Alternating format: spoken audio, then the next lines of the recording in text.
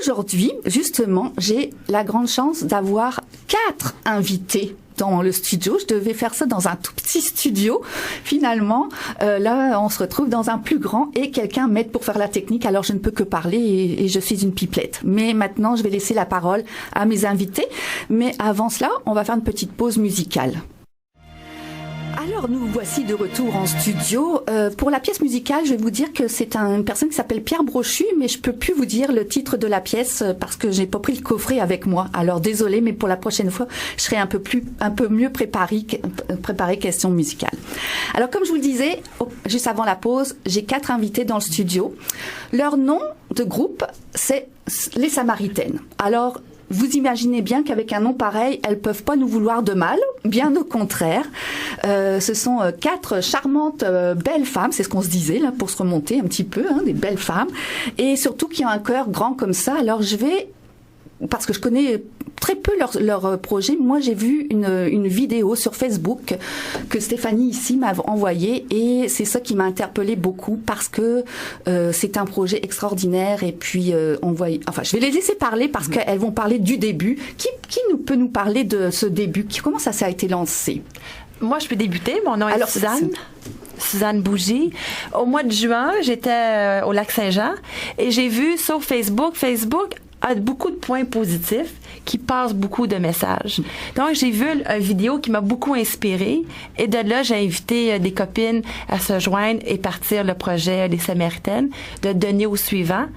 Mieux encore, faire une chaîne d'amour et de partage. Que chaque geste qu'on fait une différence dans le monde. C'est ça, c'est ce qu'on disait un petit peu là. On fait un petit peu de douceur. Hein? Exactement, oui. Alors, à notre niveau, puis chaque petit geste peut faire la différence, j'imagine bien. Enfin, c'est ce que je pense. Puis donc, c'est toute une chaîne de petits gestes là que vous invitez tout le monde à faire. Exactement. C'est une chaîne qui a débuté au mois de juin. À la suite, Stéphanie s'est jointe, Marie-Ève s'est jointe, Ginette s'est jointe à l'équipe. On a trouvé un nom, les Samaritaines. Chacune de nous a des forces différentes. Par exemple, vous, Suzanne, qu'est-ce que c'est votre force? Mais tout ce qui est marketing, rassembler, créer l'événement, aller chercher les personnes ressources et les mettre ensemble. Et alors, expliquez-nous un petit peu ce qui s'est passé au mois de juin. Parce que j'imagine, la vidéo que j'ai vue, c'était la première initiative le mois de juin? C'était au mois d'août. Au mois d'août. Notre première initiative, c'était alors, au mois d'août. Ginette, est-ce que vous pouvez nous dire un petit peu qu'est-ce qui s'est passé au mois d'août? Chacun de notre côté, on a acheté des choses, des fruits, des bouteilles d'eau. J'ai fait des muffins maison, j'ai des bartendes, du pain, du fromage. En tout cas, tout ce qui nous venait à l'idée. On a eu des canages de poissons et de différentes choses qu'on a rassemblées. Puis au mois d'août, on s'est envenu au centre-ville et on a commencé à distribuer ça à tous les itinérants qu'on rencontrait sur la rue. Au centre-ville. Au centre-ville de Montréal, c'est ça. Alors, toutes ces denrées-là, vous les transportiez parce que j'imagine qu'il en fallait quand même un petit peu beaucoup, là, comme on dit. Oui. Mais comment vous les transportiez, ces denrées-là? On avait un petit cart, je m'excuse du nom anglais, là. On avait 2 petits carts, puis on remplissait, puis on retournait à la voiture faire le plein, puis... Ah, ouais. Hein? C'était dans la simplicité. Oui. Et on a demandé... Selon nos moyens. Oui, on a demandé aux gens qui étaient dans la rue s'ils voulaient être contribués et qu'est-ce qu'ils aimeraient avoir. Vous vous adressiez aux gens... Aux itinérants. Aux itinérants, oui. OK. Oui, pourquoi? Parce que parfois, certains pourraient refuser ou non, pas forcément. On voulait pas s'imposer. Oui. On voulait pas de s'imposer dans leur espace. Donc, on passait devant eux, on leur disait bonjour et on leur demandait, aimeriez-vous avoir des vêtements, de la nourriture, des bouteilles d'eau, des fruits, des légumes, et ils choisissaient ce qu'ils voulaient. Ah, parce qu'il y avait des vêtements aussi. Là. Des vêtements, oui, on doit remercier la collection OOM, OOM, qui nous ont... Marque québécoise. Marque québécoise, produits équitables, qui nous ont donné des vêtements... pour qu'on puisse donner. Donc là, il y a une collaboration en plus. Ah, c'est parfait. Oui, alors, puis il y a les muffins de Ginette aussi, quand même, faut le dire. Les fameux muffins qui ont fait fureur. Ah bon, oui, c'est parti comme des petits pains chauds, là. Oui. Et puis, Marie-Ève, donc, est-ce que c'est quelque chose... Non, moi, je vais commencer par ça, parce que quand j'ai vu la vidéo, c'est ça qui m'a vraiment interpellée puis émue, c'est que dans nos sociétés tellement riches, là, on a des gens qui sont émerveillés et surpris et tellement content de recevoir une simple bouteille d'eau. Ouais. Qu'est-ce que vous avez eu comme remarque, est-ce qu'il y a des choses qui vous ont vraiment marqué quand vous avez rencontré ces personnes-là qui vivent dehors? Puis est-ce qu'il y a une image qui vous est restée? Ben on a vécu plein de belles expériences, des gens, je dirais, en grande partie vraiment contents, souriants, qui ont été gentils. Il y a quelques personnes qui ont préféré. Faut pas oublier qu'on avait une caméra avec nous, hein. Tu sais, notre caméraman François, c'est un être absolument extraordinaire, mais ça peut être intimidant pour certaines personnes. Puis eux autres, ne sachant pas non plus ça, pourquoi on est là exactement, parfois il y en a qui étaient mal à l'aise, donc on essaie de respecter ça aussi. Mais moi, qu'est-ce qui m'a le plus frappé, c'est que vers la fin, vraiment, là, on s'est ramassé au parc au coin de Berry et Sainte-Catherine, et puis vraiment, c'est là que les gens sont arrivés en masse autour de nous. Oui. Je vais donner une image un peu plate, mais tu sais, quand on a un sac de crottes de fromage, puis il y a bien des goélands qui arrivent en même temps, il y a beaucoup de gens qui se sont attroupés, tellement qu'à un moment donné, j'ai presque eu peur, tu sais, parce que c'était quand même le soir. Ça a été de voir tout ce besoin-là, parce que quand ils sont éparpillés, on n'en a pas conscience vraiment. Mm-hmm. Mais quand tous ces gens-là se sont rassemblés autour de nous, à nous tendre la main, à se demander qu'est-ce qu'on avait, moi, ça, c'est vraiment l'image qui m'est restée, de voir, mon Dieu, il y en a donc bien plus qu'on peut s'attarder aussi, qu'on peut remarquer ça. Puis là, vu qu'on était vraiment là pour ça, on portait vraiment notre attention à ces personnes-là. Donc, évidemment, on était plus attentifs, on voyait vraiment plus que quand, par exemple, tu te promènes pour le plaisir avec ton amoureux main dans la main, c'est pas vers là que notre attention est portée, voilà. Fait que ouais. Stéphanie, Stéphanie, on se connaît un petit peu là parce que dans une autre vie. Puis quand tu entends Marie-Ève parler, Stéphanie, ça te rappelle pas quelque chose qu'on a vécu ensemble, mais dans un autre endroit où là on pourrait se dire oui, c'est peut-être un petit peu plus normal, mais quand même, on a vécu ce genre d'émotion-là. Je peux peut-être te laisser expliquer vite fait ce qu'on avait fait au Panda. Si tu veux, on est allé un groupe, on était quoi, à peu près? On était 15 à peu près. On est resté 2 à 3 semaines au Rwanda. On a construit une école pour les enfants là-bas. Et puis, c'était une région quand même très pauvre du Rwanda. C'était dans le nord Kivu, là, à la frontière du Congo. Exactement, ouais. Et on était, justement, le chantier était à côté d'une école, et une école primaire. Et chaque fin de journée, nous avions tous les enfants qui se regroupaient et qui venaient nous dire bonjour, mais c'était de l'animation. Et puis, mais il y avait des choses aussi, quand tu disais, quand à un moment donné, on a une foule autour de nous, puis on ne sait plus comment faire. Il fallait pas qu'on sorte, il aurait pas fallu qu'on sorte un bonbon ou quoi que ce soit, parce que c'est ça, il faut qu'il y en ait pour tout le monde, hein. Puis j'imagine que c'est peut-être ça aussi, Marie, que tu disais, là, vous disiez, oui, mais là, si on en a plus assez pour tout le monde. C'est ça, parce que quand on est arrivé, on était sur la fin de notre premier parcours. Alors là, on a comme réalisé, on avait encore plein de choses dans la voiture, mais notre voiture, on avait marché plusieurs kilomètres déjà, là, fait que la voiture était loin. Fait qu'on a pris un taxi, on a retourné à la voiture, on a retourné avec la voiture, puis on a vraiment tout sorti ce qu'on avait, puis là on a tout liquidé, on a tout donné, on a vidé les boîtes à l'envers à la fin. On a vraiment tout donné. Puis, Là c'était quoi? C'était un jour du week-end ou de la semaine? Un mardi soir. C'était une soirée? Oui. On a commencé vers 5h, 5h30, quelque chose comme ça. Jusqu'à quelle heure à peu près? 10h30. Ah oui, donc c'était après une journée de travail, j'imagine, en plus? Oui. Ah oui, hein, donc c'est encore plus impressionnant, là. Donc Puis, je pense que Suzanne, tu nous disais que c'était par rapport à une vidéo que tu avais vue. C'est cette idée-là, t'es venue par rapport à une vidéo? Oui, exactement. Moi, j'ai vu une vidéo sur Facebook de 2 jeunes Américains qui avaient fait ce projet-là, puis ça m'a touché droit au cœur à quel point ça peut être simple d'aider. Si simple, oui, c'est vrai. Comme tu as dit, une bouteille d'eau, ça fait une différence dans le monde. Fait que de là qu'on a fait l'épicerie puis qu'on a donné... Oui, c'est vrai. Non, mais moi, c'est ça. Et puis, est-ce que vous avez d'autres personnes qui se sont jointes à vous? Oui. Mais on va peut-être pouvoir en parler après une deuxième pause musicale, et puis on reprend la conversation après.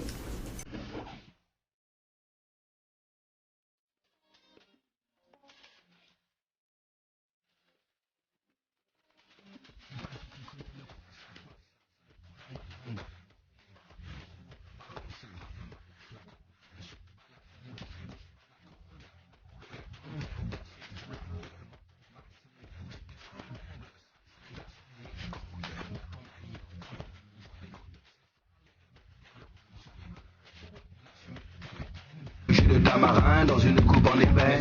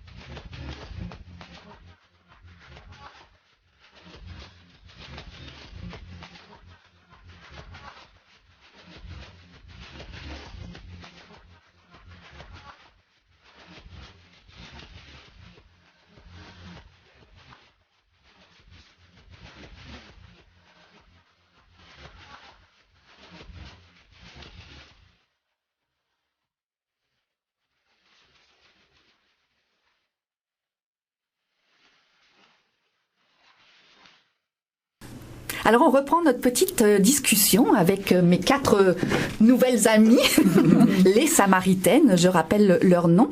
Les Samaritaines, d'ailleurs, qui ont une page Facebook.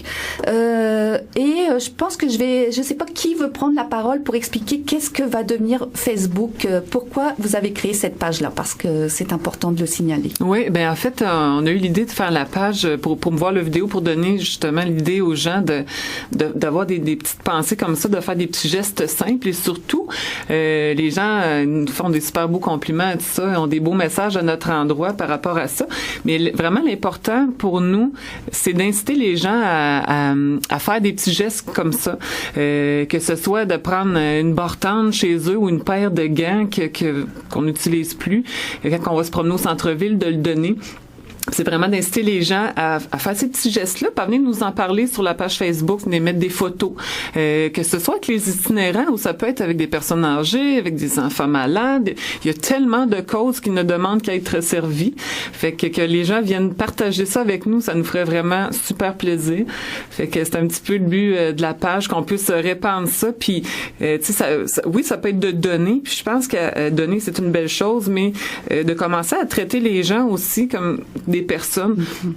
Et tu sais, je pense qu'on a l'habitude de peut-être de même pas regarder ces gens-là quand on passe dans la rue. On a peur qu'ils nous demandent. On a bien des peurs, puis on a bien des appréhensions. C'est je pense, les respecter ou d'être capable de juste les regarder. C'est déjà un bon départ. On peut pas donner autre chose, mais d'amener les gens à réflexion, de partager ça, ça peut donner des idées à d'autres aussi. D'ailleurs, Stéphanie, comment vous abordiez ces personnes-là? Parce que je pense que l'une de vous disait juste que certaines personnes ont été réfractaires un petit peu parce que Suzanne, tu disais justement, il faut pas rentrer trop vite dans leur bulle, forcément, surtout s'il y avait une caméra. Alors Stéphanie, Comment aborder ces gens? Comment ça se passait? On prenait juste une personne à la fois. On n'arrivait pas les 4 en même temps, puis on demandait la permission, tout simplement. Si on pouvait leur donner certaines choses, et on leur demandait si on avait envie, puis s'ils disaient oui, là, à ce moment-là, on leur offrait ce qu'on avait.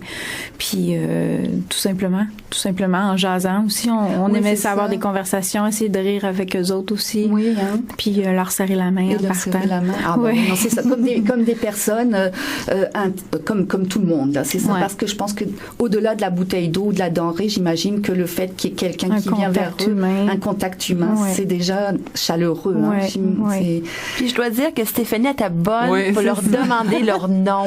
Oui, excellent. Mais Stéphanie, même en Afrique, c'était la meilleure. Hein, c'était la meilleure. Elle dansait, elle faisait chanter tous les enfants. C'était notre vedette. Donc, non, c'est ça. Hein, donc, est-ce que c'est quelque chose que vous allez renouveler ou Nous allons renouveler effectivement le 29 novembre. Vous allez nous voir dans les rues du centre-ville à nouveau. Et cette fois-ci, on aura une partie des choses qu'on va donner commanditées par le Tigre Géant. Le Tigre Géant, je connais pas. Excusez-moi. Oui, c'est un magasin où il y a à peu près de tout à bon marché. Et puis, c'est ça, on est entré en communication avec eux, puis ils sont d'accord pour nous aider dans cette action-là, parce que la première fois, on a presque tout acheté. Oui, non, c'est ça. Puis là, ça va être à la veille de l'hiver, en espérant qu'il n'y ait pas trop de neige déjà. Exact. Donc, j'imagine que là, pour transporter, ça va être quoi? Des vêtements, des choses comme ça que vous allez distribuer? Oui, sûrement des vêtements. Oui. Il va y avoir encore de la nourriture et encore mes fameux muffins que je vais faire. Tant mieux. Et puis, Tigre Géant nous a offert de transporter les choses avec une Jeep pour nous cette fois-ci, au lieu d'avoir des petits Oui, parce que là, c'est ça, c'est ce que je me disais. De petits, je sais pas comment vous appelez ça, là, des petites choses sur roulettes. C'est sûr qu'avec des... C'était pas évident. On s'est fait des muscles. Oui. Enfin, c'est vrai que c'est ce que je voyais un peu sur la vidéo. Oui. Et donc là, c'est votre prochain projet, c'est le 29 novembre, donc tout le monde là, dans les rues de Montréal. Encore, vous allez reprendre le même circuit ou vous allez changer un petit peu? Légèrement, on va s'en aller un petit peu plus vers l'est, là, aux alentours du pont Jacques-Cartier, là, puis on va... On reste au centre-ville. Oui, au centre-ville. Puis, à part tout ce que vous allez transporter, est-ce que vous allez avoir quelque chose qui va vous distinguer? Est-ce qu'on... Non, pas du tout. Vous voulez rester discrète, j'imagine? Oui, c'est ça. Pas trop flasher, si je peux me permettre l'expression, là. Vous connaissant depuis une demi-heure à peu près, j'imagine que c'est ça. De toute façon, c'est ce que vous voulez aussi, même par votre page Facebook. C'est pas du marketing que vous faites là. Non, c'est dans la simplicité, c'est ça. Une chaîne d'amour et de partage. C'est pour inspirer les gens. Puis d'ailleurs, il est fort possible qu'on ait un article dans Le Devoir aussi à ce sujet-là. Ah oui! Oui, qui va apparaître. Ah oui, hein? Oui, puis Saint-Vincent-de-Paul, ils ont écrit un article sur nous, ils ont contribué, Cloverleaf ont contribué aussi à nous donner 100 boîtes de salade de thon, fait qu'on est très, très contents. Vraiment, c'est un projet, une idée que j'ai eue au mois de juin qui prend une vague d'amour et qui continue. C'est fantastique. En tout cas, pour ma première émission, je trouve que vous étiez vraiment, c'est mon cadeau. C'est ma petite vague d'amour et de soutien. Mais c'est moi qui vous remercie de vous être déplacé parce que je sais que vous venez. Je parle de Montréal, mais je parle du Grand Montréal parce que certains d'entre vous venez toutes de la rive nord, je pense. Et sud. Donc voilà, les deux rives, Montréal et ses rives. Comme c'est ça, de la poésie. Oui. On commence comme ça. Alors, je pense que je vais bientôt terminer l'émission. Je vais simplement vous proposer un livre à lire que je suis en train de lire. Il s'appelle « Nous » de Nicolas Gilbert et c'est justement un livre très humaniste. Ça vient de sortir aux éditions Luméac. Puis je vous dis une phrase simplement pour y réfléchir. Sans le nous, qu'est-ce que le je? C'est beau, hein? J'adore ça. Donc, si ça vous intéresse, moi je l'ai commencé, puis c'est vraiment une lecture très très sympathique. Puis tout se passe à Montréal, hein? C'est vraiment des scènes de vie à Montréal. Alors, je pense que ça peut être une belle lecture si vous avez fini le vôtre ou un petit livre de chevet. Est-ce qu'il y avait d'autres choses que vous vouliez ajouter, mesdames? De venir sur notre page Facebook et de partager leur projet. Puis de se laisser inspirer et d'agir. Oui, c'est d'agir, c'est ça. Puis rien qu'un petit geste, ça peut faire la différence. Exact, C'est ça. oui. On n'a pas besoin d'avoir la grande nouveauté ou, comme tu disais, Marie-Ève, d'être flash. Là. Ouais. Donc, écoutez, messieurs, mesdames, merci d'avoir été là. J'espère que vous reviendrez la semaine prochaine. Moi, c'est un rendez-vous que je vous donne, peut-être avec d'autres invités. Et si vous avez des idées ou des gens à me proposer, vous pouvez écrire à Suzanne Charland, Suzanne @ radiocentreville.com. À bientôt.